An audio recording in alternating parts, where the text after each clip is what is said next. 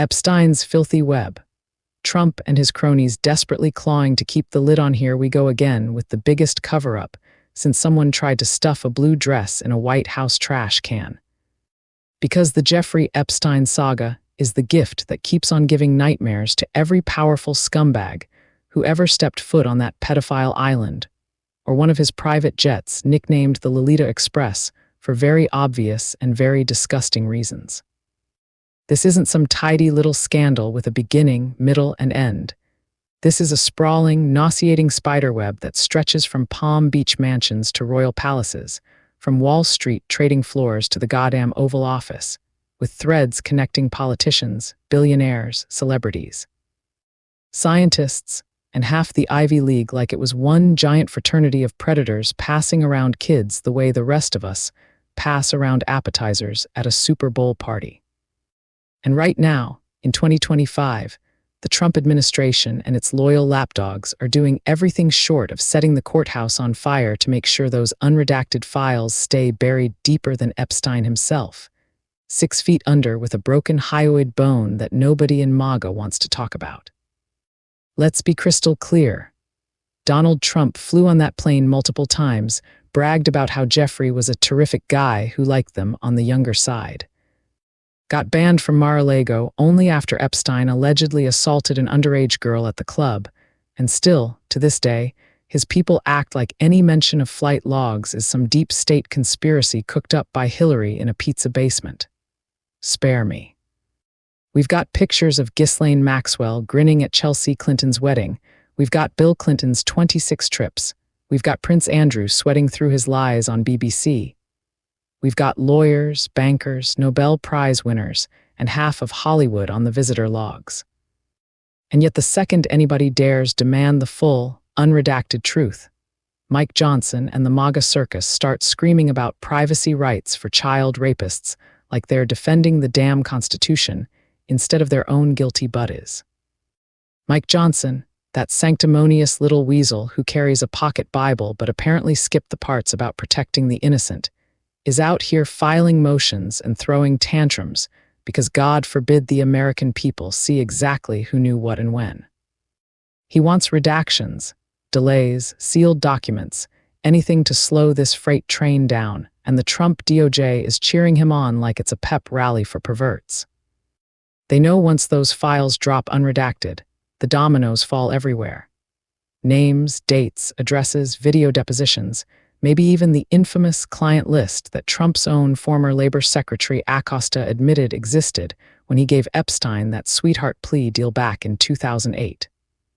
That same Acosta who Trump later hired because nothing says drain the swamp like recycling the guy who let a serial child trafficker walk. This rabbit hole doesn't just go deep, it goes straight to hell. We're talking recruitment at modeling agencies, private schools, massage parlors set up as traps, girls flown in from Eastern Europe and South America with promises of education and money only to end up drugged and passed around like party favors at billionaire birthday bashes. And every single time someone got close to blowing it wide open, magically the hard drives disappeared, witnesses recanted, or prosecutors got threatened, fired, or suddenly decided, yeah, this looks fine, slap him on the wrist. Now Trump is back in charge, and the first thing his people do is circle the wagons harder than the pioneers at the Alamo, because the second those names hit daylight, half his donor list is going to need new lawyers and the other half is going to pretend they never met the guy. I hope to God the Senate grows a pair for once and tells Mike Johnson to shove his petition where the sun doesn't shine, because this isn't about politics anymore. This is about little girls who never got justice while the rich and powerful laughed all the way to their private islands.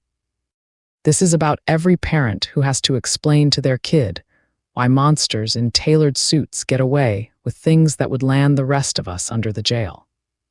The Republican administration can fight tooth and nail, they can leak fake stories, they can threaten judges, but the truth has a nasty habit of clawing its way out eventually. And when it does, the stench is going to make January 6th look like a Sunday picnic. They want to hide these files because those files are a mirror, and nobody in that administration likes what they see staring back. Too many flights, too many parties, too many massages, too many knowing winks across the Mar-a-Lago dining room. Too many powerful men who thought money and connections made them untouchable. Well, guess what, boys? Your reckoning is coming, and it's coming with every single page unredacted, every single name in bold print, every single victim finally getting the chance to point across the room and say, that one, and yeah, him too. Keep fighting to bury it, Trump. Keep praying the Senate saves your ass, Mike. Every day you delay just proves you're terrified of what the country is about to read. And when those files finally drop, the whole world is going to remember exactly why some of us screamed from the rooftops that putting you people back in power was the dumbest idea since New Coke. TikTok, motherfuckers. Republicans, who aren't total scum, finally do something decent for kids. Listen up, because I'm only saying this once and it's gonna hurt the feelings of every red hat-wearing troll in Mike Johnson's fan club. A bunch of Republicans actually grew a spine, put kids above their cult loyalty, and voted to pass a bill that forces the release of unredacted records tied to child sex abuse cases. Yeah, you heard that right. Some of them remembered they're human beings and not just Trump's personal cheer squad for a hot minute. Thank you to every single one of those Republicans who looked at the photos of terrified kids and decided that protecting predators wasn't on their to-do list today. Seriously, thank you. You shocked the hell out of me, and I don't shock easy. Now let's talk about the walking dumpster fire who couldn't be bothered, Speaker Mike Johnson. This guy has been dodging, weaving, and straight up lying about this bill like it's a subpoena for his browser history.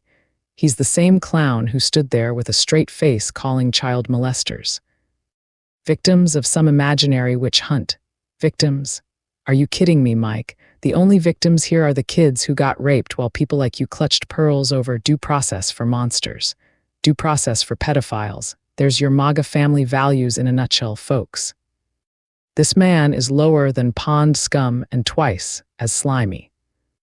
For years, these files sat locked up, names blacked out, details scrubbed clean so the powerful could keep their dirty secrets buried deeper than Jimmy Hoffa.